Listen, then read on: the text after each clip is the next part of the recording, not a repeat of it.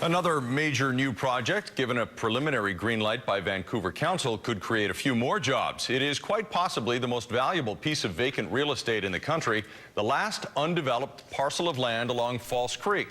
For years, it's been part of it has been slated for new condos. The only question was how the rest would be used. Now, Vancouver councillors have approved a plan that includes parkland and a new skating rink. With Canada's great cities of the east are its railways. From the early 1900s to the 1950s, the False Creek area made up Vancouver's industrial backbone, where heavy industry thrived. Eventually, the sawmills and rail companies were pushed out.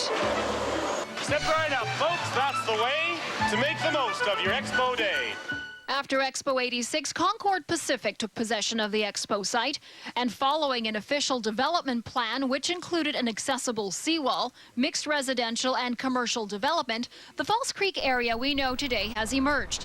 However, the northeast sector has been left undeveloped until now. It was always intended to be a 20 to 25-year plan, and it's worked out about to that. And this is an area they say they are keen to rezone, but the city had to make some decisions first about the shape of a park they're going to build here and that kind of thing. Yesterday, Vancouver City Council endorsed in principle a set of plans that could finally see the land between BC Place and Science World be developed.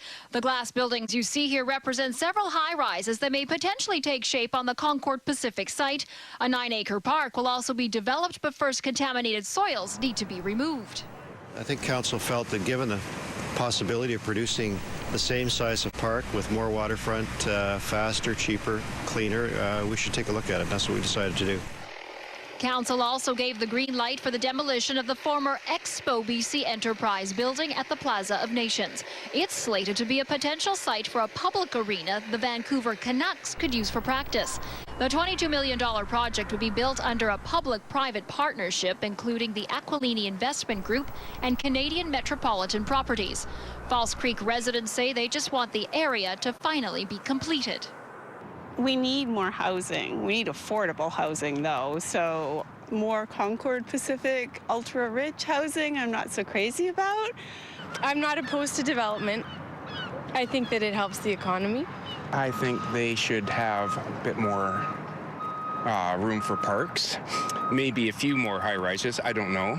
Adding density to the northeast sector of False Creek could mean over $100 million flowing into city coffers.